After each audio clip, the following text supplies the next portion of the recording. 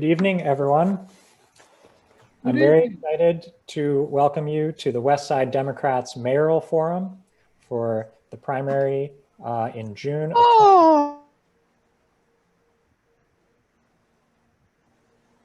My name is Alec Barrett, and I'm a district leader with the West Side Democrats. I will be moderating tonight's forum along with two co-hosts, Lauren Brody, our interim vice president of the club, and Pablo Zavaios.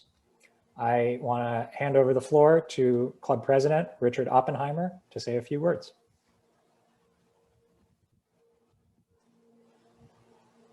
Richard, I think you're still on mute. 1 second, we gotta. Excuse me, welcome everyone to the West Side Democrats Mayoral Forum. This is the first in a series concerning the 2021 New York City elections. In the coming days, we will be hosting phone banks for the senatorial races in Georgia. So watch out for our emails and sign up. And join the West Side Democrats at our webpage. And this is going to be an exciting evening.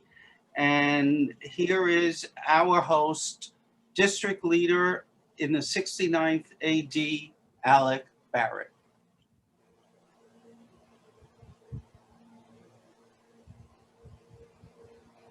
Thank you, Richard. Tonight, the candidates will have 6 minutes to speak, to introduce themselves and talk about their platform. We'll then have 3 minutes of Q&A, during which time I, Lauren, and Pablo will pose questions to the candidates. If you have a question that you'd like to ask, you can send us a message in the chat, and we will try and ask as many questions as we can during the 3 minutes of Q&A. Tonight does not have any particular focus, but I want to highlight a few issues that are obviously on the minds of West Siders, including housing and homelessness, transportation and the way we use our streets, public safety and policing, and of course, COVID recovery, including all of the economic and educational implications of that process. I will signal for candidates when they have 1 minute left in their 6 minutes to introduce themselves.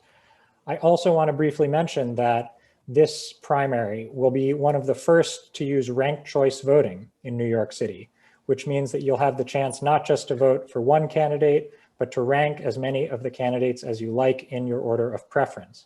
So as you're listening to candidates tonight, remember, the choice is not just who your one favorite is, but how you prefer them. And when you have the chance to vote in June, you will be voting under the ranked choice voting system. I also want to briefly acknowledge our Upper West Side's own Assembly member, Linda Rosenthal. In particular, today is her birthday, so we wish a very happy birthday to Assembly member Linda Rosenthal. And with that, we'll turn the floor over to Eric Adams, our first candidate, the Brooklyn Borough President, followed by Q&A, which Lauren will moderate.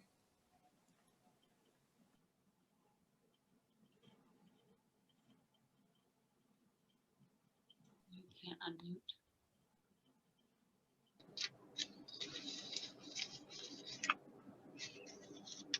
Hello, am I coming through clear? You are, thank you. No, thank you. First of all, happy birthday to Linda, and really thank you to West Side Democrats. It's not a secret that after your 3 clubs merge, you are clearly a force to be reckoned with, an important voter bloc on the Upper West Side. And I really want to thank you for the work you've done around the presidential election, many phone banks, many phone calls. Your club has been just really amazing. So just job well done. I think we all breathe a sign of relief. But let's not kid ourselves. Anxiety still exists here in the city. And I think about a few weeks ago, speaking with the partnership, equating the anxiety that I'm feeling to the time that I dropped my son off to school. I remember dropping him off to American University and speaking to one of the heads at the school for about 20 minutes. And after questioning him over and over again, he placed his hands on my shoulder and he said that, Eric, I just dropped my daughter off to school in Carolina. And I smiled and I said, he gets it. he understands that although Jordan has hair on his face, his voice is deeper, he's still my baby, he's still my son. And I can't place my hands on your shoulders, but I want you to tell you I get it. I get it that we're watching our city erode backwards. I get it that you walk out your door and you're seeing people insert needles in their arms and urination and other things in the streets that we have not witnessed in a long time. I get it that our shops are closing. Many people are feeling as though they're unemployed. They may lose their homes or their apartments. I get it that you're picking up the paper and you're reading about a gunshot on the corner that you walk your family across a day before. I get it that we have graffiti everywhere. Trash pickup is not here. And there's just a level of uncertainty on how we're going to keep our schools open or closed. I get it, understanding the real way. And I know that we're much better as a city. And we need to understand right now at the heart of our cities are made up of agencies. And if the agencies are not doing their job, it doesn't matter how much money we place in our city, that dysfunctionality is going to exist. And the inefficiencies we see every day is leading to inequalities. I believe we run this city and cities all across America in the spirit of Archbishop Desmond Tutu. He stated, we spend a lifetime pulling people out of the river. No one goes upstream and prevent them from falling in the first place. That's what we do in New York. We are not only not preventing people from falling in many cases, we're pushing them in.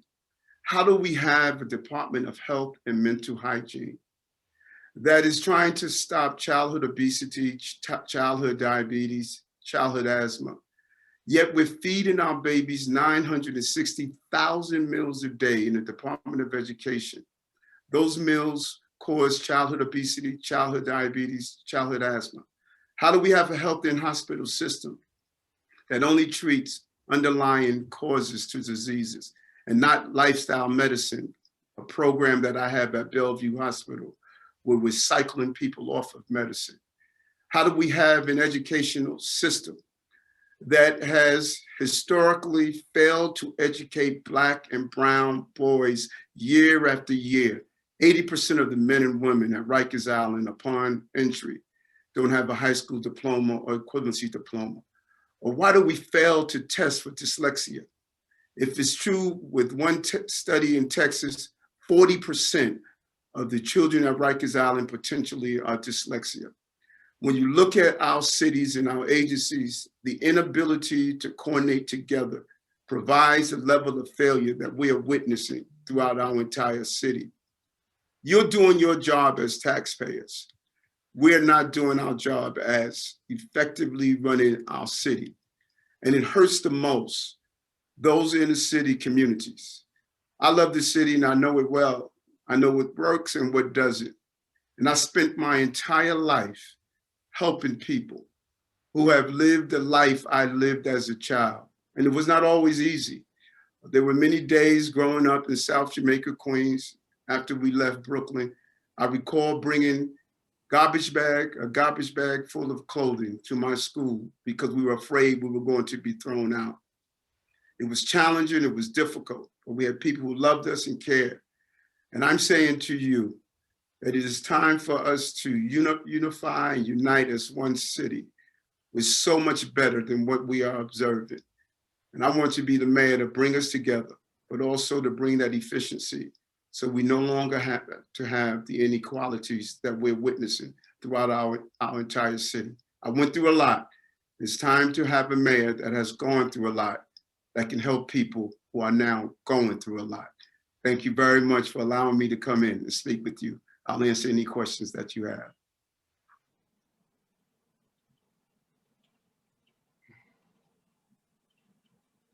Thank you so much. So we're going to start with a question from Steve Anderson, which is, how do you believe your experience as an NYPD police officer for 20 years would be of value should you be elected our next mayor? Well, it's actually, Stephen, it's 22 years. You know, don't take those two from me. Well, when I came into the police department, as a computer program. I was a police officer special assignment, different city at the time. Every car had a no radio sign. People used to pull their radios out because they thought someone was going to destroy their cars when they wanted to return to them. And I was a small team of officers that were put in place to start the first of its kind data usage and processing. We went from being reactive to proactive to predictive to deal with public safety. And in the process, we learned how to bring down crime. And it became a prerequisite to prosperity in the city, which I believe is public safety. But I see us slipping backwards, and we need to be extremely alarmed about that. In my experience as a person who spent 22 years fighting for safety, but justice at the same time, I believe we could be safe and we could have the justice that we deserve. And when you understand how policing is a noble profession, and it's unfortunate that police agencies are not doing a good job, particularly in New York City, of weeding out those officers who are not suitable to lift up the nobility of a profession that I love and I think is important. I am going to use my experience to make sure we identify those officers who are not suitable to have the right to be police officers, but at the same time, we're going to change the ecosystem of public safety to be more proactive and not reactive. Thank you so much. Our next question is, let's see, sorry. We're gonna give a question on housing from Carlton Burrows, and it's why is nothing being done, excuse me, about the corruption at HPD and the use of pension fund money in predatory lending schemes? Well, if you are clear on some specific items of corruption, I think you should report it to the proper agencies that are responsible for investigating that. Where I believe we are failing is in NYCHA and real affordable housing, and how do we use our zoning tools and abilities to start upzoning throughout the city. We all must share the burden of affordable housing, and I think it has been disproportionately placed in just some communities that has led to gentrification, and that must change.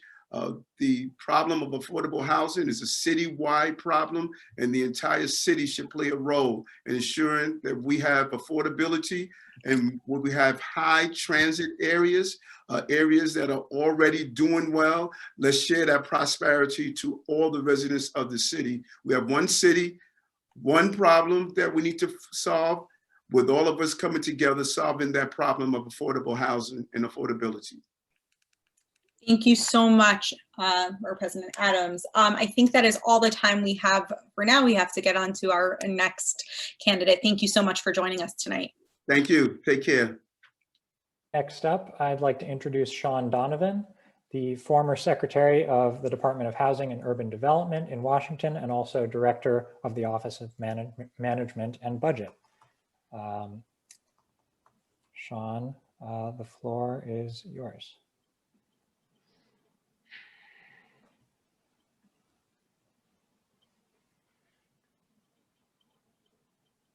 Thanks so much. Can you hear me okay? Yes, thank you. Happy birthday, Linda. Congratulations, and congratulations to the club for all the work you did to make sure that Joe Biden and Kamala Harris will take the White House in just a few months. I'm running for mayor because I grew up as a lifelong New Yorker in a different time of crisis. As a child, I watched homelessness explode on our streets as I walked to school or to my mother's apartment on West 70th Street. I watched neighborhoods burning and crumbling in the South Bronx and other communities of color around the city. And it lit a fire in me to go to work rebuilding my city. I started volunteering at a homeless shelter in college. And then after school, I came back to work for a nonprofit in the Bronx to rebuild those same neighborhoods I'd seen burning as a child. That began a 30-year career of public service on the front lines of housing and homelessness and racial and economic justice. I was honored to serve as the housing commissioner for the city, and then to be appointed by President Obama as housing secretary. I was literally there to help turn on the lights at the beginning of the Obama administration, and I was there on the very last night as well. In fact, I was standing with the Obamas on the Truman balcony, the very same place that Donald Trump returned from Walter Reed Hospital and ripped off his mask. I, in part, am running for mayor because I watched our public service turned these last 4 years into self-service. President Trump has made each of us around this country and on this call tonight look in the mirror and ask ourselves, what can we do to make this country a better place, to attack the systematic inequality and racism that we have seen unearthed by the leadership of President Trump? I believe that I am the best candidate to lead this city in this moment because I combine the biggest, broadest vision for change with the deepest experience and leadership in crisis.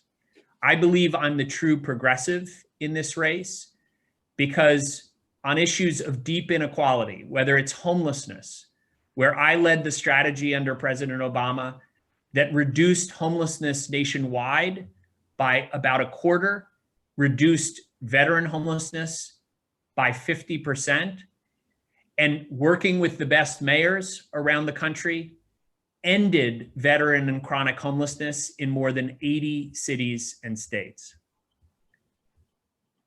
As HUD secretary and budget director, I took on racial inequality. In fact, President Trump is attacking Joe Biden for destroying the suburbs because he wants to make sure Black and brown people can live anywhere they want. He's attacking him for my work that demanded every city, if they took federal dollars, must ensure that they are reversing the terrible toll of systematic racism and segregation. I was the first cabinet secretary in history to endorse marriage equality, and we did path-breaking work to bring equality to transgender people that laid the groundwork for the recent Supreme Court decision protecting their rights under the Fair Housing Act. All of those are examples of my true progressive leadership, not of talking or ideology, but of actually making progressive change that attacks the greatest challenges we're facing. I believe the next mayor of New York needs to repair, rebuild, and reimagine this city. First, we must begin by repairing our civic fabric. We need a mayor who's not going to demonize and divide New Yorkers. We need a mayor that will be a mayor for all New Yorkers, to bring us together and challenge us to begin the process of repairing and rebuilding this city together. I believe I bring the deepest experience in how to rebuild in times of crisis like this. President Obama called on me at the moment of our worst housing crisis of our lifetimes to rebuild our housing and economic system. He called on me when Sandy hit our shores to lead the federal response and recovery to rebuild this city better and stronger. And when Ebola struck and it threatened to become a global pandemic, I went to work side by side with our health and our military leaders to make sure that that threat didn't become a global pandemic that cost hundreds of thousands of American lives. And I was a budget director leading a $4 trillion budget that reduced the deficit faster than any time since World War II, while still investing in key progressive priorities. Finally, we must reimagine the city and take President Obama's advice when he said to us, never let a crisis go to waste. We can reimagine our right to shelter in New York City as a right to housing. We can reimagine our streets to be 21st century streets that allow us to walk and move in this city without cars dominating our streetscape. And we can reimagine our criminal justice system to make sure that everyone in our criminal justice system is seen as a consequence of a system that has focused on crime, not as a public health and community issue, but as simply a law enforcement issue. If we do all these things together, we can make this a city that works for everyone. Thank you. Thank you very much. Pablo will pose the questions to you. Thank you, Director Donovan, for your statement. We have, as you can imagine, a number of questions for you. My first question is, what is your position on the use of land banks to develop new affordable housing? I believe that land banks are a critically important example of the ways that we can ensure public ownership of land, whether it be in NYCHA and public housing, through nonprofit and other forms of shared ownership, ensure permanently affordable housing. In fact, I was a leader as HUD secretary in building a movement across the country that accelerated the development of land banks. So I believe it's an important tool to ensure long-term permanent affordability for housing in the city. Great. Another question we have gotten is, and this is fusing a couple of questions together, how do we turn from the enduring cycles of homelessness, including criminalization of homelessness, to housing our most vulnerable populations, particularly Black and Latino New Yorkers, veterans, and others who are struggling to pay the rent? Well, I know we can do this, as I said a moment ago, because I led the national strategy that dramatically reduced homelessness and ended veteran and chronic homelessness in more than 80 cities and states. First, it begins by reimagining our right to shelter as a right to housing. And we need to do this by bringing every part of our city government together. That's what I did as HUD secretary.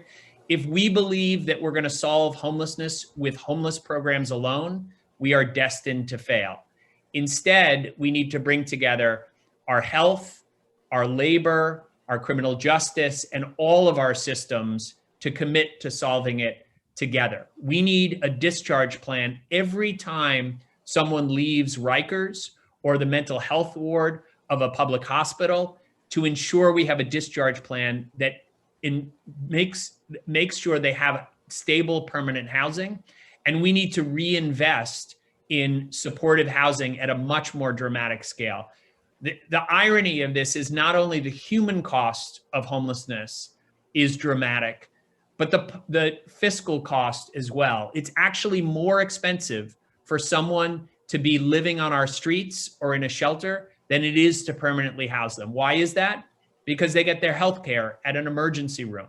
They cycle through jails and psych wards and many, many other places that are dramatically more expensive in human costs as well as fiscal costs as well.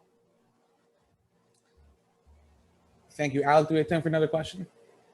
One short one, if you've got it. All right. One question in the chat. Do you support defunding the police? I support reducing, reimagining, and reinvesting in our criminal justice system. I believe we ask our police to do too much. They shouldn't be policing the hallways of our schools. They shouldn't be charged with ensuring that the homeless get the mental health and other help that they need. Our open streets, 75% of our open streets around this city are the responsibility of the police. We need to reduce their role and focus them on guns and violent crime. And we need the accountability, transparency, and other steps that will ensure that they are focused with respect on rebuilding trust with communities. I know that we can do this because I was part of the 21st Century Policing Task Force under President Obama. President Obama was the first president in 50 years where we reduced the incarceration rate and the crime rate together.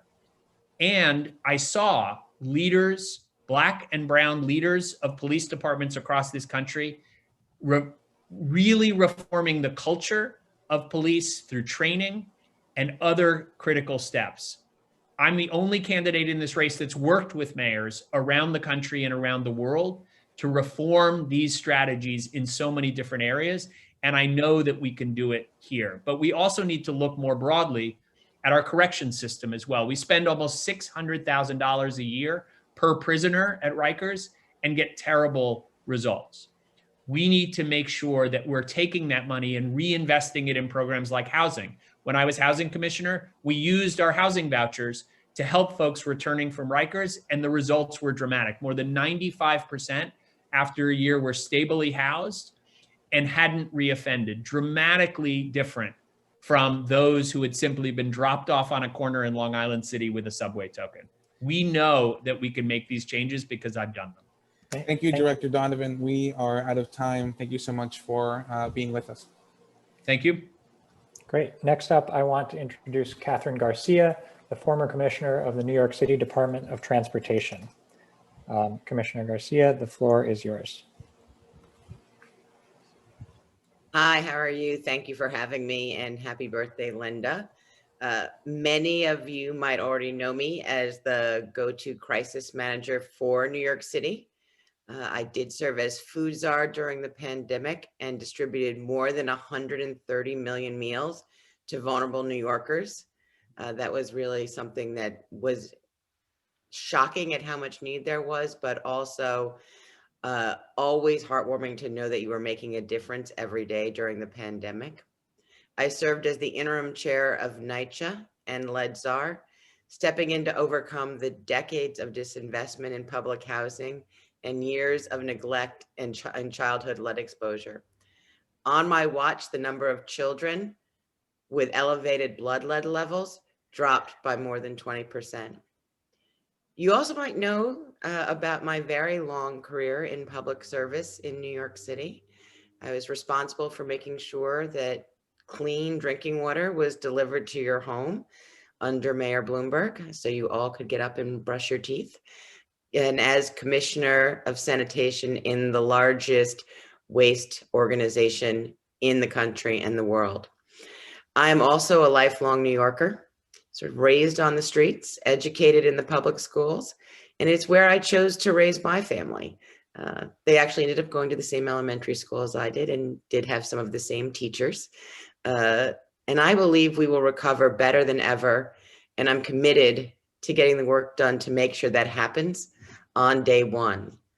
When it comes to economic recovery, we are going to have to embrace what has always been the strength of New York City, our tough, resourceful, and creative people. But we need an experienced hand on the wheel. This is no time to learn on the job, and that's why I'm running for mayor. And the fact is, you won't find a candidate with more executive and hands-on municipal crisis management experience than what I have. And I want to briefly tell you today about my priorities for the city on day one, starting with COVID recovery. It has been extraordinarily concerning where the numbers are going in the last few days, and we are going to have to double down on what we have been doing since April, which is, well, actually not in April because we were told not to wear a mask in April, but since they told us to wear a mask, to make sure we are wearing our mask, to make sure we are staying socially distant, and particularly that we are protecting the most vulnerable among us. But as we think about the future, one thing is very clear. We need to make sure that there is fast, free, and easy access to the COVID vaccine. By the time your new mayor is sworn into office in January 2022, we will have a vaccine. We're going to have a vaccine before the end of this year, just not enough doses. And the most important step to our recovery is for every New Yorker to have fast, free, easy access. I'm an operations person. This is what I do best. I will build on the infrastructure to dispense the vaccine, similar to what was done with H1N1, leveraging schools, urgent care centers, mobile vans, as well as traditional doctor's office to make sure every New York is vaccinated. We will take a public health focused risk management approach to reopening to restore confidence, including clear guidance for businesses that set a new standard for how New Yorkers and small businesses interact with city government. One of the challenges on the reopening is we have used sometimes a sledgehammer rather than a scalpel. It is clearly more dangerous to be in an indoor restaurant than it is to be in a museum. And we need to make sure that we are opening as much as possible, but in a safe way. We have to support our most vulnerable New Yorkers with meaningful economic relief. We are in a childcare crisis.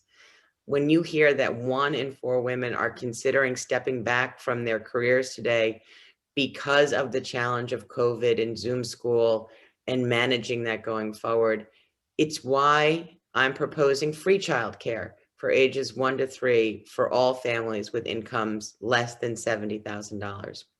We need to double down on creating a pipeline from CUNY into our private sector, whether or not they want to graduate into a career in fashion or finance or the legal profession.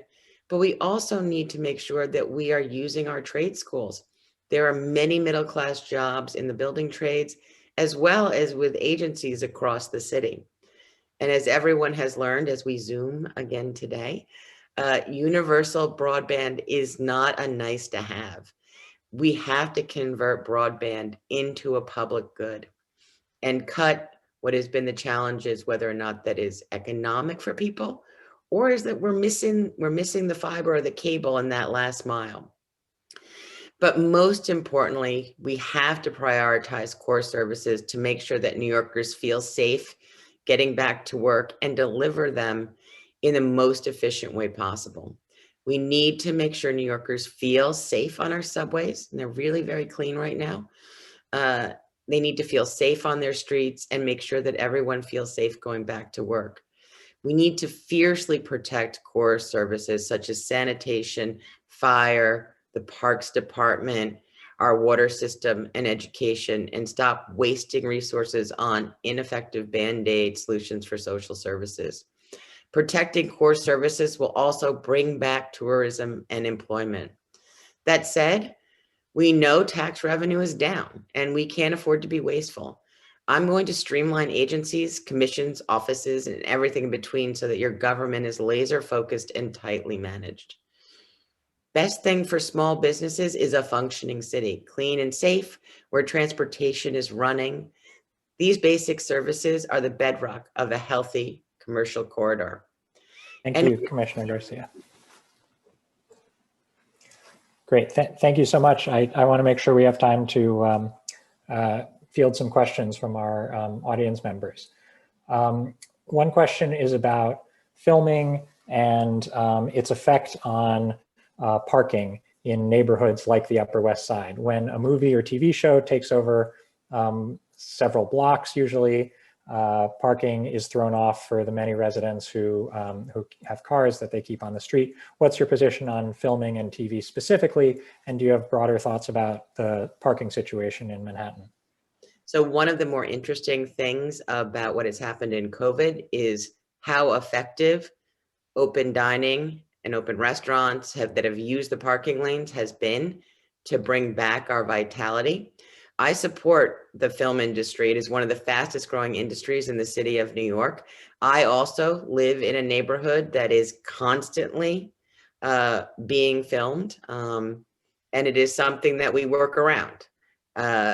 There are things that I would like to look at in terms of residential parking permits to make it so that folks are not driving in to park their cars and then hop on the subway to go downtown. Great, thank you. And let me ask you about the city's budget, and in particular, the possibility that if a Republican controlled Senate doesn't send us the aid we need, the city could be in a very challenging fiscal position.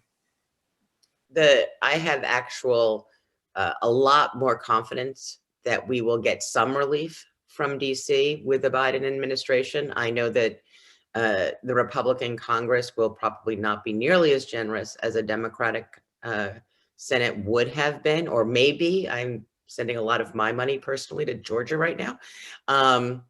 It seems to increase the number of emails I get, but it won't be enough to close every gap.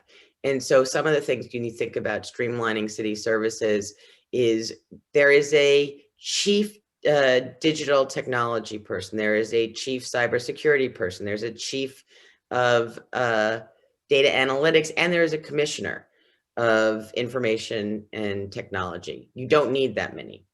You don't need a separate office for climate and a separate office for resiliency. Those can be collapsed into each other. And I've actually never understood what the public engagement unit did. So there are things we need to be very focused on so that we can spend money on things like our parks, DOE and the education system, our water system going forward. As many of you who are older may remember, in the 70s, when the Financial Control Board came through and just cut everything across the board, it took us longer to recover, because nobody's going to make investment in a new small business if they don't think that their customers are safe and they don't think the streets are clean. Thank you. On sort of on the subject of government spending, we have just a few seconds left, but do you support keeping or abolishing the office of the public advocate? Well, I love Germani, but it is an office in which it was designed during that charter commission many moons ago to deal with the fact that there had been someone who was in charge of the Board of Estimate, and how would you deal with that?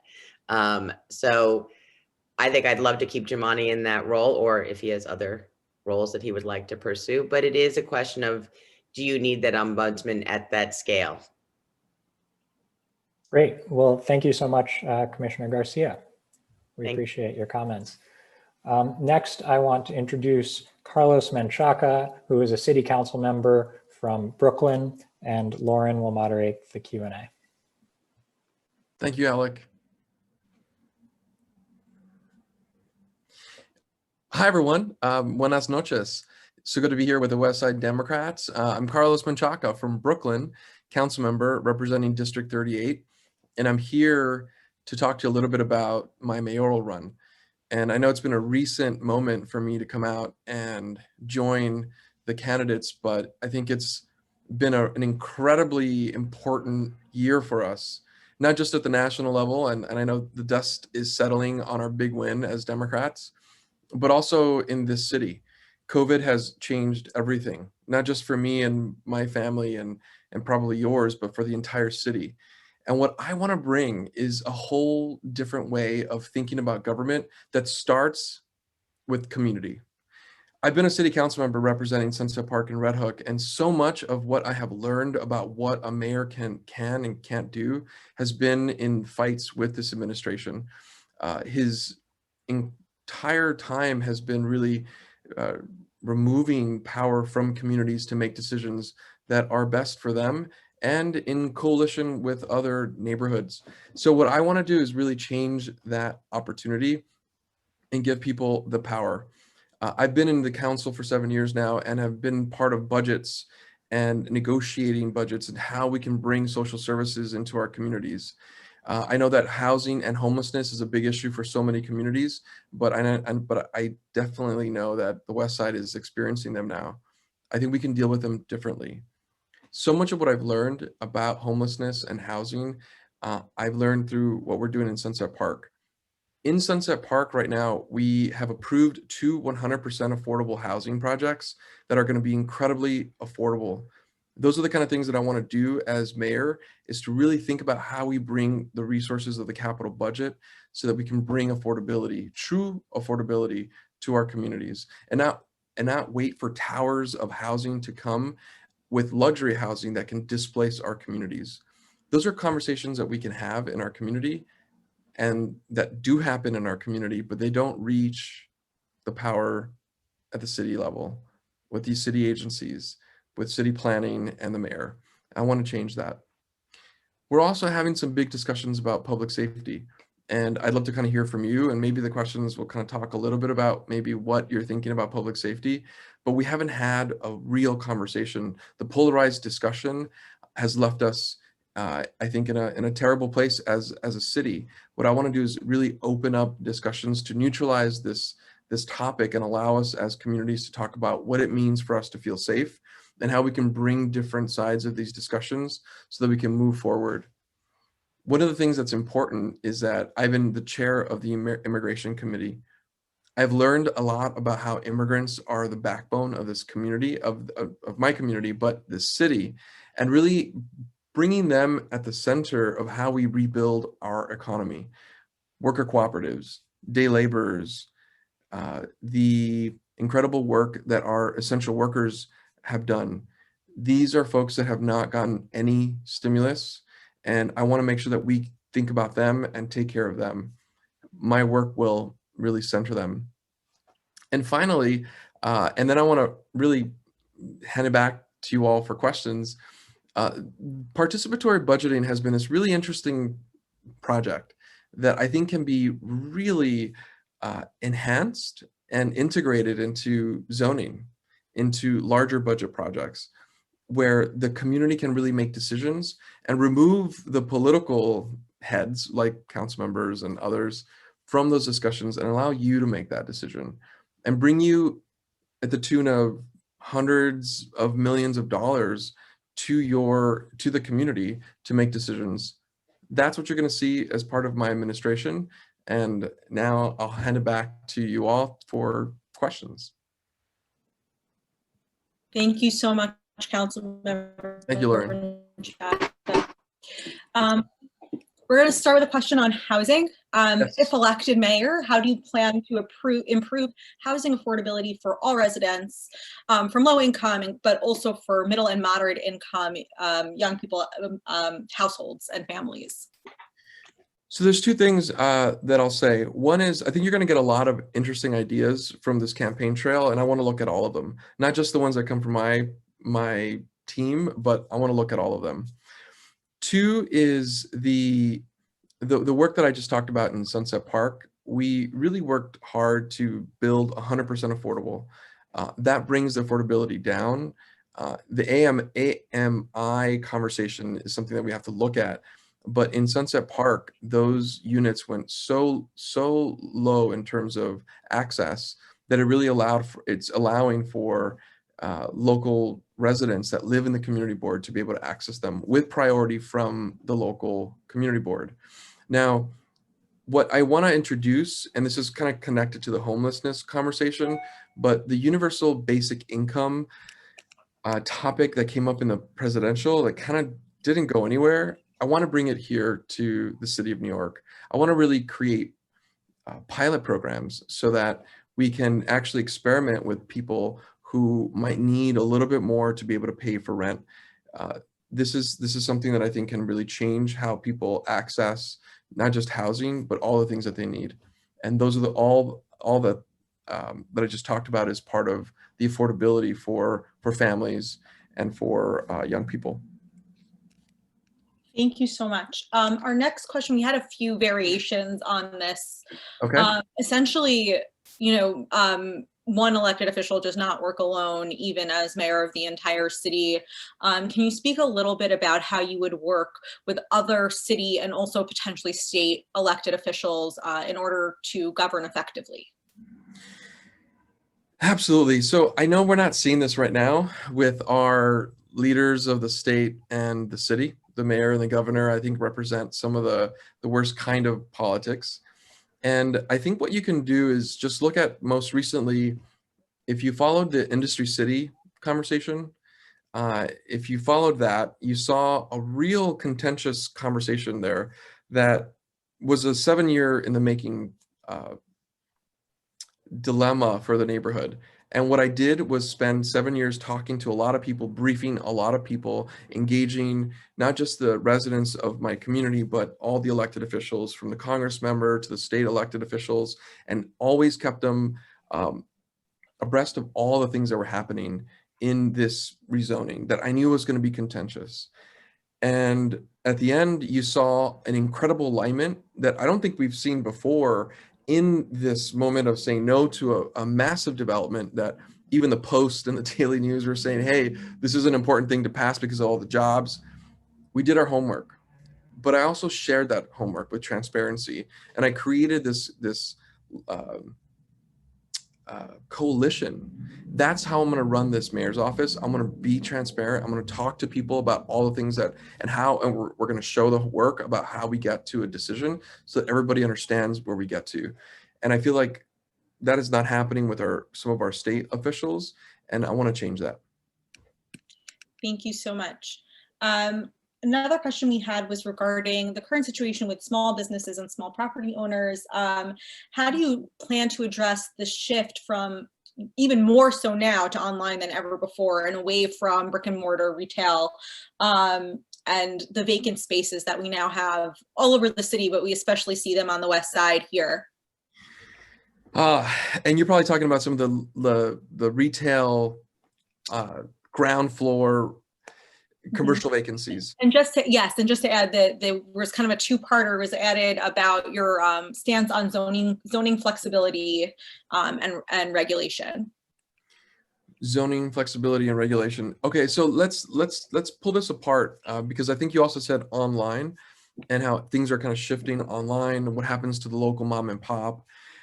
I think this is a big issue that we've been feeling for a long time. And I want to say, as a resident of Red Hook, I live in Red Hook, the last mile delivery boom has caused for new warehouses to get built. So UPS and Amazon just bought a whole piece of property here that's going to bring last mile delivery for any one of us and the millions of people in the city of New York that are ordering online. I think there's some real review that we have to have with environmental impacts that are going to really cause issues, not just for Red Hook, but for others with the massive amount of trucks that are going to be delivering things. I think we have to have an honest conversation in the city about what that means and how we can really utilize those commercial properties as places for inventory and engagement and entrepreneurship. I think retail is changing. COVID is going to change that for a long time, which is why we said no to Industry City because of the retail nature of that project. And I don't think that the commercial developers have understood that. But we understand that because we live in our neighborhoods. So I'm welcoming ideas that you might have on the west side that will show how we can shift the use of property for other things. Some cool things that I've heard on the ground with. I don't mean to cut you off. We're just at time, and there are so many of you. But thank you so much. Sorry. Okay. One last thing: commercial property, open, vacant, schools. How can we use that for school instruction? That's all. I'll leave it at that. Thank you so much. More questions, or that's it? That's it. Unfortunately, we're just at time. So thank you so much. So good to meet you all. Good night. Thank you. Thank you very much, Council Member. We are halfway through our candidates. I just want to take a quick moment to acknowledge elected officials from around the city and borough who have joined us. In particular, we want to say thanks to Assemblymember Linda Rosenthal, who I gather wasn't here to get the birthday greetings we sent her earlier, but a very happy birthday to the West Side Democrats' very own Assemblymember Linda Rosenthal. We also want to acknowledge and thank Councilmember Helen Rosenthal and district leaders and state committee members from all over Manhattan who are here with us. Thank you very much for joining us. Next up, we have Dianne Morales, who is a nonprofit executive, most recently CEO of the social services organization Phipps Neighborhoods. And I will turn the floor over to Ms. Morales. Hi, good evening. First of all, thank you all for having me. Thank you to the West Side Democrats. It's great to have the opportunity to be here with you, tell you a little bit more about myself and why I think I'm the best candidate for New York City mayor. So I'm a lifelong New Yorker. My parents met here, they fell in love here, they raised their family here, and I raised my children here as a single mom. I love New York City. And like all of you, or many of you, I'm sure, I believe it's the greatest city in the world. But like many of us also, I know that we're falling short. I actually first became aware of that as a student at Stuyvesant High School. My parents had believed wholeheartedly in the American dream, and I fell for it. You know, the idea that if we studied and worked hard, that we would do better than they did. And I studied and worked hard, and I found myself at Stuyvesant High School, although quite frankly, I had no idea what that meant or what it was. But it wasn't until I went to Stuyvesant, actually, after growing up in Bed-Stuy, that I became aware that I was poor.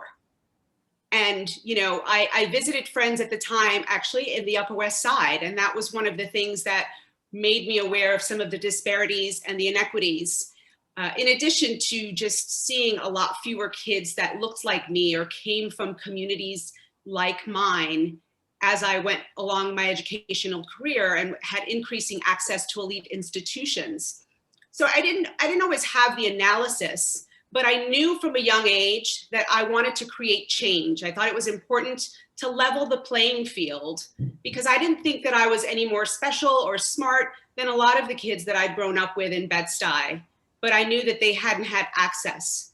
And so I spent the early part of my career really sort of searching for an entry point so that I could make a difference. I started off as a caseworker in a foster care agency right here in New York City. And after that, I ended up as a special education teacher at the same public school where I had first gone to kindergarten. And it was back then what was called a SIE 7 classroom. And I had no training. I was a per diem teacher in one of the most challenging classroom settings, but I had so much enthusiasm and so much commitment and so much passion. And I was full of questions on a daily basis about, and full of ideas about what I could do differently to reach my students and how I could help. And it was on a spring day when I went to my vice principal for the 40th time to propose an idea. And she looked at me and she said, I don't care what you do with those kids. Keep them in the classroom, keep the doors shut, and keep them quiet. And it was on that day, in that moment, that I realized that if the fate of our children was in the hands of people who just didn't care, I needed to do something different. And so I embarked on sort of a journey to try to figure out how I could come back and have an impact at a larger scale. I went to Columbia University and got a master's degree in social planning. I attended a doctoral program at the Harvard Graduate School of Education and got a degree in administration and social policy. I spent my career searching for how I could do that. I established a national organization called Jumpstart that provides early literacy skills to preschool children in 14 states. We just celebrated our 27th anniversary. I've also created housing programs for homeless LGBTQ youth and youth aging out of foster care. I've provided services to those suffering from mental illness and substance abuse. And I built cross-sector partnerships with healthcare and higher education institutions that actually provided access to transformative careers to people who were formerly living in poverty. And yet, despite all of that, I was increasingly frustrated because even before the multiple crises of the last 8 months, women were still making 88 cents to the dollar compared to their white male counterparts. And when you think about women of color, that ratio is even worse. And Latina youth and LGBTQ youth's suicide ideation rates are at epidemic proportions. And when you think about residents of highly policed communities, more than four times of those folks reflect being harassed by the police, and 58% actually report being unsafe, feeling unsafe as a result of the over-policing. So I'm running for mayor of New York City because while I had a hope, we had hope last week for a national level, change, our fight is far from over because a system that works for some of us is not good enough. I really believe in the power of democracy and participation, and that government should belong to all of us. Now is not the time. Now is the time for us to keep pushing forward, because the multiple crises that we've been navigating are the symptoms of deeply ingrained systems and structures. And we've got to ensure that we continue to move forward and address the root causes of that disease. We cannot be lulled or managed into complacency. We cannot go back.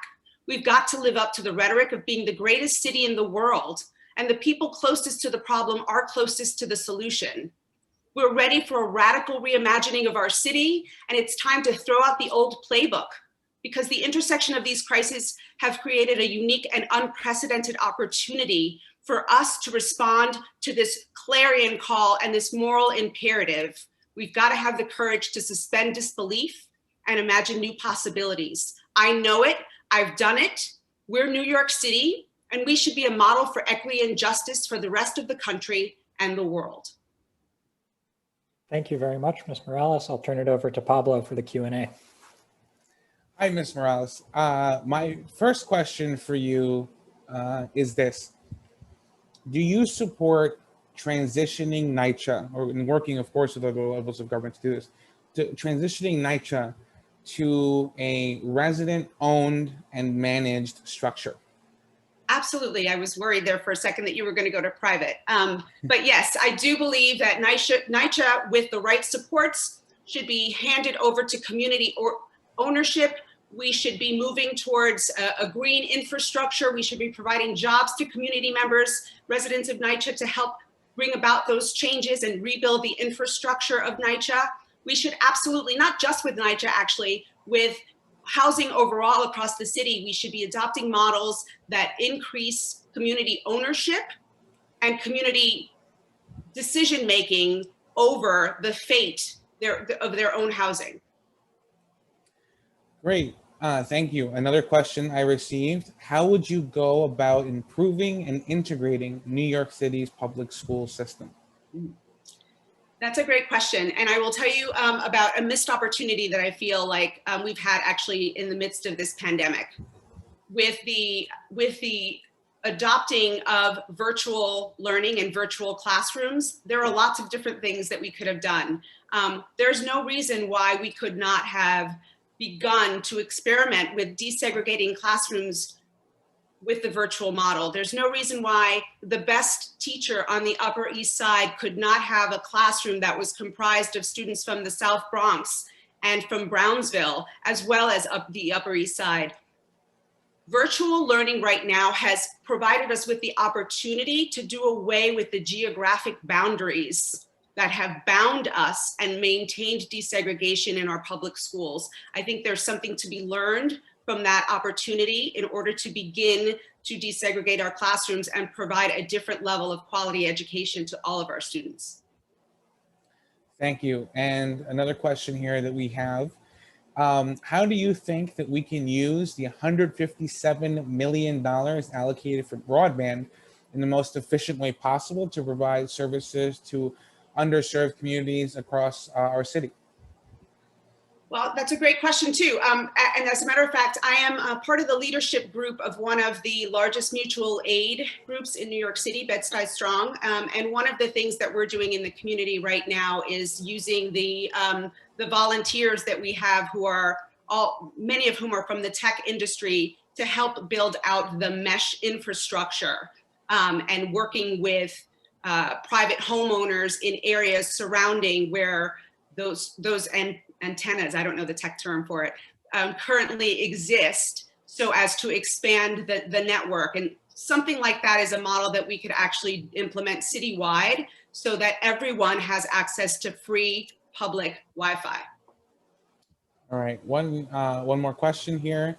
So just 3 hours ago, you tweeted, "Now cancel rent and mortgages. Even with mortgage cancellation, how are small property owners supposed to survive?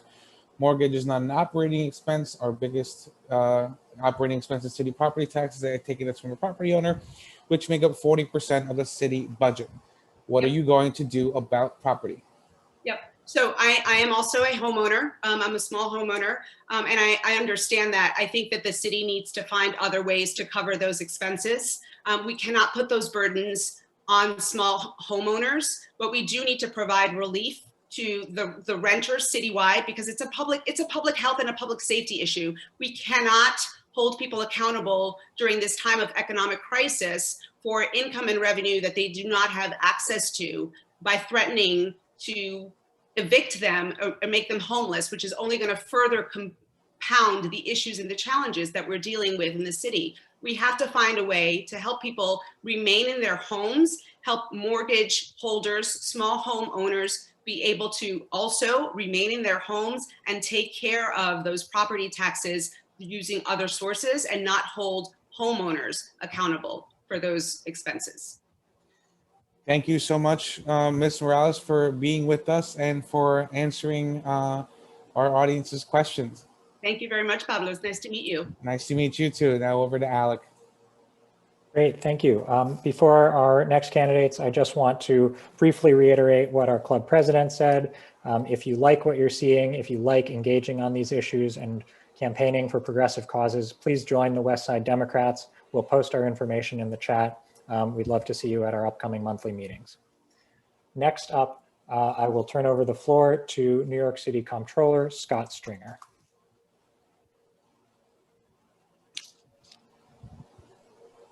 Well, thank you, Alec, and thank you, Pablo. Thank you, West Side Democrats. For me, this is somewhat of a homecoming because I started my political career on the Upper West Side in this very democratic club with so many of you. And as I travel around the city now on Zoom, it's really great to be home tonight to talk to you about why I'm running for mayor. But of course, I have to initiate protocol. I want to congratulate and honor our Assemblywoman on her birthday, Linda Rosenthal, someone who I've had the honor of working with for decades and is one of the best elected officials in New York City. So shout out to Linda, happy birthday. So let's just take a moment and look at where we were in this city economically in February of 2020. We had a record low unemployment rate of 3.4%. And over the preceding 10 years, we added 970,000 jobs to the New York economy. When COVID hit in March, within 30 days, our unemployment rate went from 3.4% to over 20%, the highest it's ever been. Among young people and people of color, it was even higher. It was the depression that we always feared but knew could never impact New York City. And COVID's impact has been felt in this economy in so many different ways. I'm running for mayor because I believe I have the vision and the skills to build back our city economically. Because the future of our city is about maintaining our value proposition. It's about making sure that we have the best schools for every child in every zip code in the city. It's about finally building low-income housing to meet the challenges of homelessness. It's about making sure that we have safe streets and we have a criminal justice system that is equal for everyone. The future of this city is about real leadership at a time when we finally need to wake up City Hall and move beyond the last 8 years into an administration that continues to be progressive, but maybe it's time for some competence and management. I believe very strongly that to run for mayor, you got to be specific because talk is cheap. New Yorkers want to know what the plan's going to be. As controller, I put out detailed plans to deal with some of our most difficult challenges. I have a 25-point plan to figure out how we bring back our small businesses post-COVID pandemic. We already saw pre-COVID the millions of square foot of vacant office and retail space in our city. In fact, I did the report that showed we doubled the amount of retail space in the last 10 years. Now we're up to 17 million. So we're gonna have to incentivize our small businesses to move to vacant corridors, and we're gonna have to protect our businesses and give them the credits they need to stay in business. We're gonna also have to make sure that we help our businesses expand their tech platform. In so many of our challenged communities and our immigrant communities, a tech platform doesn't exist, and we've got to go in and be proactive so that we can add to the revenue options for small businesses. We got to catalog where the challenges are, and we got to get city agencies off their back. We got to end the expediters at the Department of Buildings, and we've got to create agencies that are actually promoting our small businesses. My plan would do that. I have a long-time plan for a universal affordable housing in this city, to use our vacant land, give that land to community-based organizations, to build the low-income housing we need so we can move people from homelessness into permanent apartments, so that we can help adults who suffer mental illness, who are languishing our streets, to give them an apartment with affordable services. I have a detailed plan to do that as well. I think we have to reimagine our streetscape. You know, mayors can advocate for subway help from the federal government, and we need $12 billion of transportation aid, but mayors run the streets, and we need to create a transportation system on our streets that include bike lanes and busways, and take advantage of outdoor retail and outdoor dining in a way that could transform our city in the post-COVID environment. Those are the plans that I've put forth, as well as a resiliency plan, not just to worry about Lower Manhattan and resiliency, but to create a plan for Main Street in the city. And so these are the things that I feel passionately about, but it's not just about planning, you actually have to implement. And I know that as a former state assemblyman, we're first gonna have to reset the city-state relationship in Albany. Let's face it, Bill de Blasio has been playing checkers with Andrew Cuomo for 8 years. Cuomo plays chess, he plays checkers. We need a new mayor who understands the dynamic in Albany, as I do. And I just want everyone to know tonight that no one is stealing my lunch money in Albany. We are going to get what we need by working with progressive legislators in Albany. I also know, and many of you know this, as borough president, I worked on land use and zoning issues, developed community-based planning, worked and improved our community boards, because the only way we're going to build out our city is if we build with communities, not against them. And that's why I've opposed the de Blasio rezonings. As controller, I fixed the back office fiscally and certified and created a pension system that would stand the test of time. But I also divested from private prisons, leading the divestment on climate and fossil fuel divestment, the first in the nation. I have used my office as a way of building a new way of thinking in terms of climate and the economy, and I've protected the pensions of 700,000 city workers. That's my solemn obligation. I want to make sure that we also have a real conversation about inequality. As many of you know, I lost my mom to COVID in a Bronx hospital. And what I learned that night, the night that she died, was that it wasn't just people in their 80s who were dying of COVID. It were people who had pre-existing health conditions, Black people and Latino people who were managing their diabetes and obesity, and the government was not investing in communities. So what we ended up doing was managing people's illnesses until COVID came and said, no, no, no, this virus discriminates. So when I open this economy as mayor, I'm not opening it the same way we closed it. We're gonna double down in the communities that struggle the most. We're gonna build the programs and build the protocols that are gonna lift up every single neighborhood, and no longer will we have a tale of two cities. We're finally going to have one city with one economic agenda that will benefit everybody, and shifting resources to the people who struggle. Let me just say to all of you who've known me a long time, many of you know I don't come from personal wealth. I'm a longtime government employee. So I always say to my two little kids, Max and Miles, my public school kids, third grader and second grader, I'm not gonna leave them a lot of money, but what I am gonna leave them is the greatest city on earth. That's what I wanna do as mayor. And I wanna do it for my kids and your kids, but mostly I wanna do it for the kids who are in homeless shelters, the kids who struggle, the kids who don't have access to remote learning or the internet. This is the moment that we can usher in a new government for real, progressive, competent change. Thank you, Comptroller Stringer. I want to make sure we have time for questions. The first question we have gotten for you is relating to the city's climate goals and sustainability goals. Are we on track? And if not, what can we do about it? Well, let's agree that anybody running for mayor or any other office who talks about climate goals into the years 2040 or 2050 is simply kicking the can down the road. Aspirational goals is fine, but what's happened in this administration is we have been too slow to realize our yearly goals, whether it's in the area of admissions or green jobs or how we create a green economy. That's going to change in the Stringer administration. We're going to have yearly goals on the green economy, on admission standards. We're going to have an 8-year plan to do my part in this area. I've already done it as city controller. You know, I've doubled the amount of green investment we have in the controller's office. We now spend $4 billion in investments in the green economy. I mentioned that we are going through right now a fossil fuel divestment plan, which would be the largest and most profound in the nation. That's real. It's actually happening.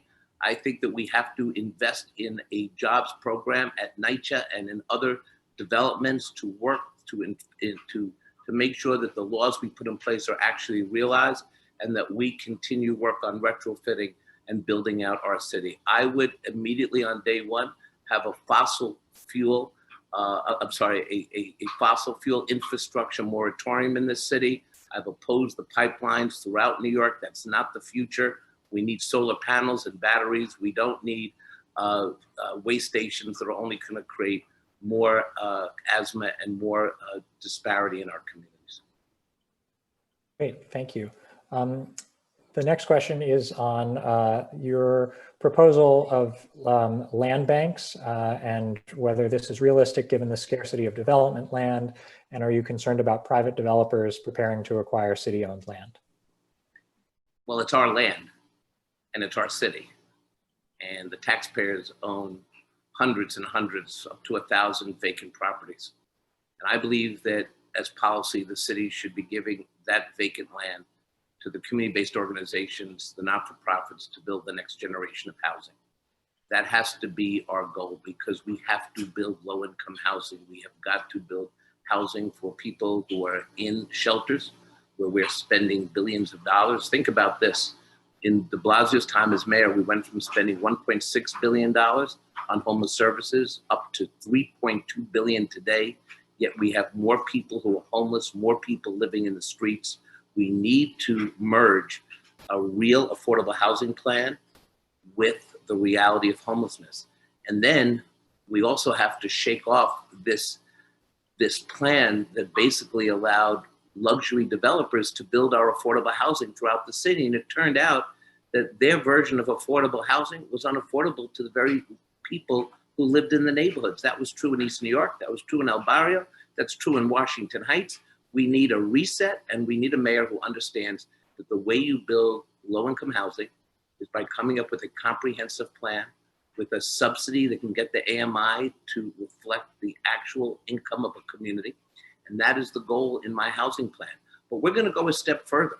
We're gonna build low-income housing, but then when it comes to as-of-right developments and luxury developments, I'm gonna make sure that we pass a law that 25% of those luxury units are set aside for affordable housing.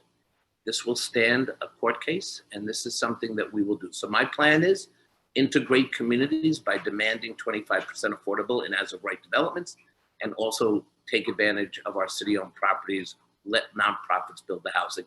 We've done this before. We have to go back into the housing business as a city. Great. Thank you so much, Comptroller Stringer. We have got to move on to our remaining candidates, but we appreciate your being with us. Thank you, Alex. Thanks, everybody. Next up will be Loree Sutton, who is a former commissioner of the New York City Department of Veterans Services and is retired as a brigadier general in the U.S. Army. I will turn over the floor to Loree.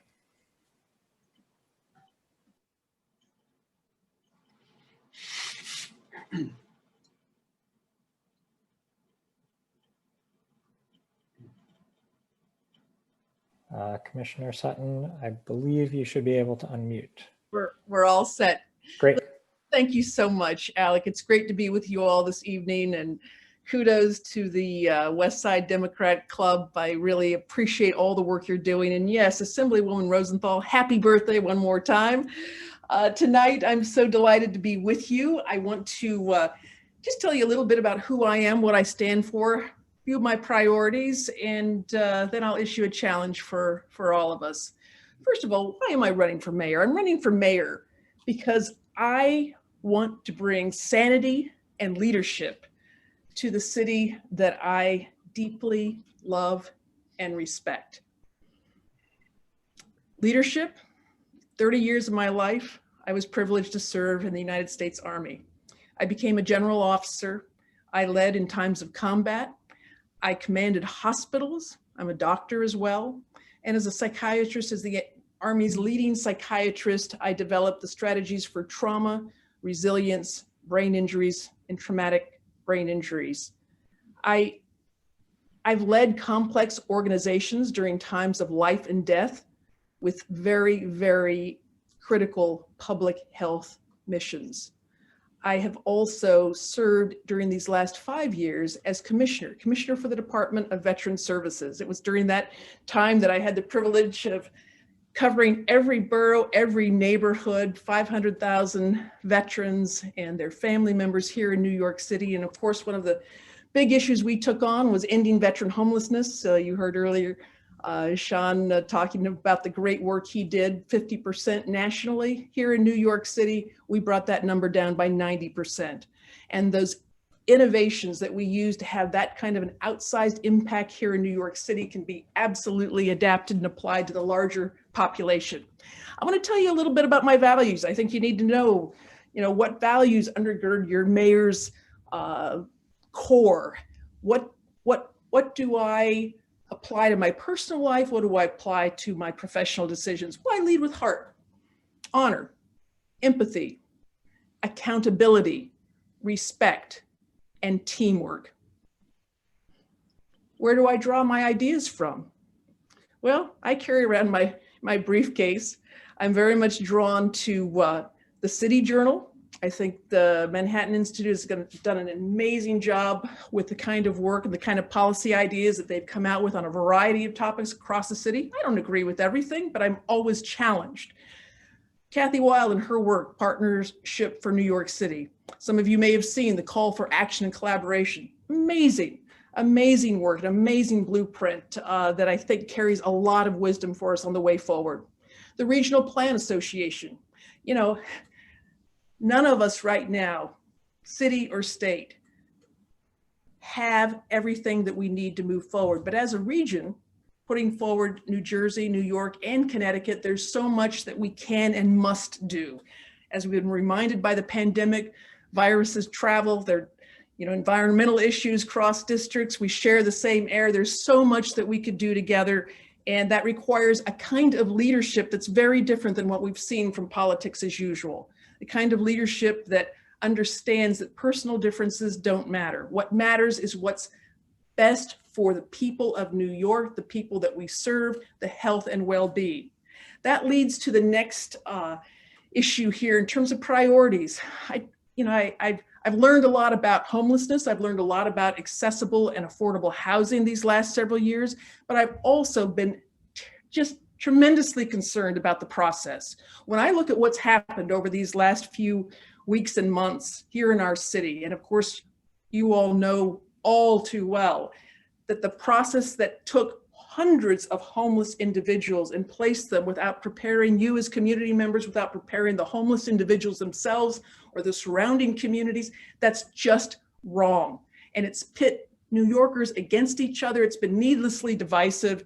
And I just, I will tell you with all my heart, community engagement, listening, education, feedback, that has to precede any sort of major shift in a community ecosystem in life. And I would promise that as mayor for sure. But getting back to COVID, I'll tell you, we've got a lot of work to do. Nothing will go forward in this city unless we restore safety. I've developed a safety triad: safe schools, safe streets, safe jobs.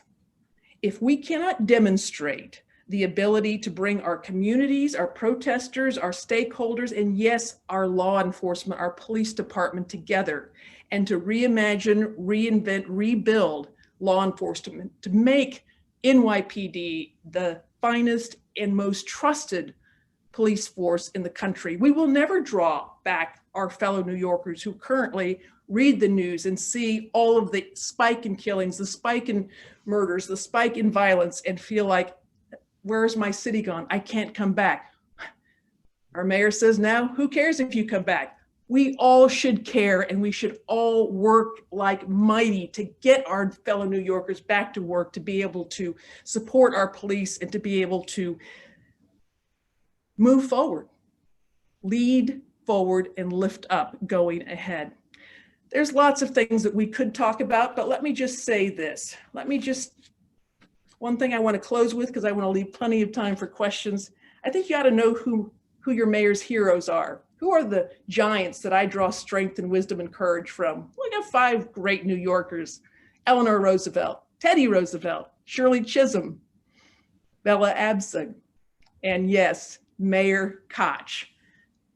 To mayor is to walk around. Mayor is a verb. And I look forward, as your mayor, if you so trust me with that responsibility, to being available, to listening, to innovating, to bringing communities together, and to understand that in this new world, any of us as leaders have to be able to leave the world that we lived in 9 months ago, leave it behind, and look at our city anew.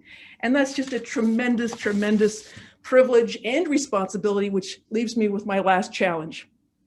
3 out of 4 registered Democrat New Yorkers over the last several cycles have not shown up to vote in the local election to select mayors and city council members. Folks, many of them are now contacting me. They're saying, you know, I've done well in the city. I love the city, but I just never thought that who is mayor counts. Well, if this pandemic has taught us anything, in addition to the tattered social fabric and all that we need to do to repair the equity and the prosperity and sustainability in our health, we should know that who's mayor does matter. And so I would challenge each of us. I know none of you are in that category. You all vote. Commissioner, I want to make sure we have time for questions. Sure, absolutely. Need to get out and vote. Back to you, Alec. Great, thank you. I'll turn it over to Lauren for the Q&A. Great, thank you so much. Our first question is related to income qualifications for stabilized apartments. The question asks, would you support expanding income qualifications for rent stabilized apartments? NYCHA tenants already must submit to income qualification tests, but the rest of rent regulated tenants are not required to do the same. Yeah, I think, you know, this is a scarce public good, and I think to exercise some scrutiny in terms of ensuring that folks meet the eligibility and the criteria, that's an important thing to enforce and to maintain the public trust and credibility. Thank you. Next question is kind of a combination of a couple things. As we try and decrease congestion, increase our have a better impact on our environment, like to address your position on removing spaces for bus lanes and bikes, and in turn, how you plan to make sure that, or not make sure, depending on your response, that residents who need cars and live in the city can continue to do so as we see spaces diminish. Yeah, that's a big challenge for sure. And I think that we absolutely must use this opportunity to take a systems approach, to look at our transit, to look at our community spaces, both residential and public spaces and commercial spaces, through that systems lens. So for example, what other L train solutions might there be? What other 14th Street bus solutions might there be that we just haven't looked at yet? We just haven't asked the question. You know, when I remember folks were so scared just a few years ago about the L train, and then, you know, the governor looked at it again and found a better solution. Same with the 14th Street bus. So I think when it comes to this issue of public space, transit, congestion, we have to keep everything on the table. Absolutely everything on the table. And I think that one of the ideas that came up a little earlier in terms of investing in affordable housing on the transit corridors, that's one such really good idea to make sure that we maximize that use. But we also have to make sure that we work together as a system, and that's going to take a very detailed and an engineering approach, really looking at our streets and figuring out where and how can we accommodate all that we want here in our city. Great, thank you. We have time for one more question, since you did bring up the Lucerne, our current situation with homelessness. How do you plan to tackle the issue of homelessness as briefly as possible if you are elected mayor? Sure, absolutely. Again, looking at this through a systems lens, where do homeless congregate? They congregate in our ERs, in our shelters, in our jails. And what we've got to do is we've got to create diversion, secure diversion programs, keep our seriously mentally ill out of our jails. We've got to be able to bring the Fountain House Clubhouse model to scale across the city. We've got to work and train social workers to work with the police, not to send out social workers instead of the police, but we also have to get community input, community buy-in. We have to make sure that we invest in the potential of each of our homeless individuals and get them back on track to a life full of purpose, passion, and meaning. Thank you so much for joining us this evening. Alec, Thank you. I'll let you. Great, thank you very much. We will close with our 8th candidate. I would like to introduce Maya Wiley, who is the former chair of the New York City Civilian Complaint Review Board and currently professor at the New School and analyst on MSNBC. Ms. Wiley, the floor is yours. Thank you. And sorry, just making sure my video is running. Thank you very much. It's a pleasure to be here. And I too want to wish a happy birthday to Assemblymember Rosenthal. I didn't know, and I'm wishing you well. Let me just start by saying that I am running to be the next mayor of New York City because I know that this city, that our government, partnering with our people, can be one that becomes a city where we can all live with dignity. And dignity means many things, from being able to afford the rent, even the possibility of purchasing a home, knowing that we're safe in our streets, knowing that our wages and our work will be wages and work of dignity, and many other things. But let me tell you a little bit personally about myself and why this is so important to me, even personally and as a resident of this city. When I was a little girl, I actually lived in a Black neighborhood in DC, having moved from the Lower East Side of New York. And I did go to the segregated Black public school, and I did watch my neighborhood disappear from before my eyes, including my best friend, Charlene, who one day I could not find, and found out from my mother that the rent had been increased and that her mother, who was a cashier at the neighborhood grocery store, could not pay it. And for me, even as the child of activists, as folks who were active in the civil rights movement and the economic justice movement, for me, that was a personal experience around what I saw my parents working to advance. And so I came to Columbia Law School because I wanted to use what I had been given to make sure that we didn't see any other little girls who looked like my friend Charlene and me disappear. And New York for me represented that. It represented a city where we had everyone. You know, we have 800 language, 40% of our people foreign born, people descended from North American slaves, people with a big bank account, no bank account at all. We have it all, but we have been losing it. Now, obviously with COVID, we are in a historic crisis. And it is a crisis, however, that blew the curtain back on problems that we faced even before COVID and deepened them. And here's the opportunity. The opportunity is to take this crisis and not just recover from COVID, but to actually reimagine this city as one that retains what we love about it while we fix what produced too much indignity for too many of us. Now, for me, I was fortunate enough to spend literally 25 years working on these issues as a civil rights attorney, as someone who founded a national organization called the Center for Social Inclusion, where we named these things and called it structural racism, working on everything from education to food systems to the digital divide. And when Mayor de Blasio became mayor on a platform of ending income inequality, I, for one, was completely on board with that mission. I didn't know the man, but I did agree with the mission. And I was privileged to become and to be named the first Black woman to serve as a council to New York City mayor. And it was a it was something I'm deeply grateful for, because what it enabled me to do was see firsthand what I believed and knew, which is that city government can transform these systems, these things that my friends and neighbors faced when I was growing up, that we still see in this city, to face displacement. We can grow, but with ensuring that we retain what we love and who we love in this city.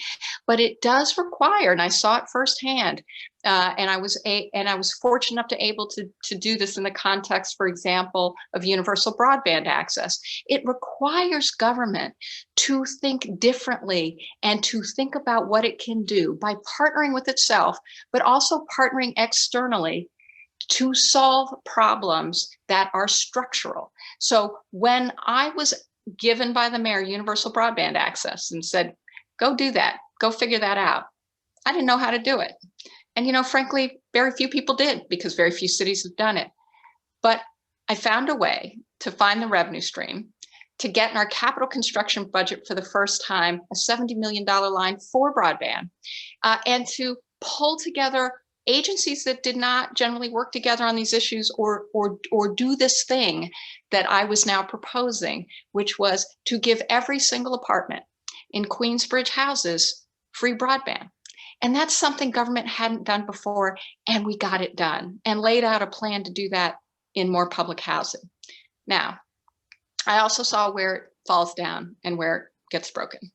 And yes, it does require leadership, and we don't always get it. So what I will say is a leadership that brings partnership, a leadership that recognizes possibility and all the resources that government has to bear to bring to its problems, and does something that we're doing right now in this campaign, which is having our first People's Assembly, where we are calling on New Yorkers to come together and be part of identifying exactly the transformational solutions that government can and must bring. And I will stop there to enable questions. Thank you very much, Professor Wiley.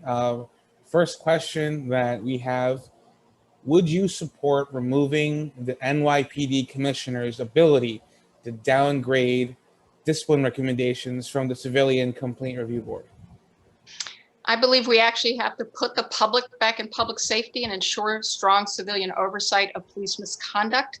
That means we have to look at a complete restructure, including making sure we have the public, the civilian side, including a strong mayor, say what the policies and priorities of policing are.